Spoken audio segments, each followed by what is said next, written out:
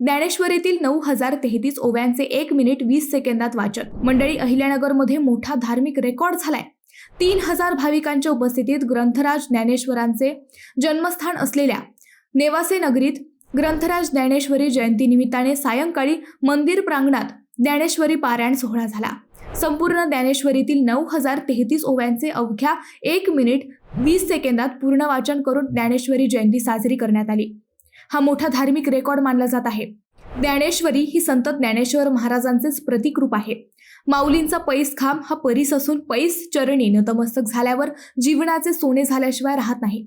मनुष्य जन्म सार्थकी लावण्यासाठी जीवनात ज्ञानेश्वरी वाचा असे आवाहन यावेळी वेदांताचार्य देवीदास महाराज यांनी केले. दरम्यान संपूर्ण ज्ञानेश्वरीतील 9033 ओव्यांचे अवघ्या 1 मिनिट 20 सेकंदात वाचन करणे हे फार कौतुकास्पद गोष्ट असून सध्या नेवासे नगरीसह तालुक्यात हा कौतुकाचाच विषय झाला आहे.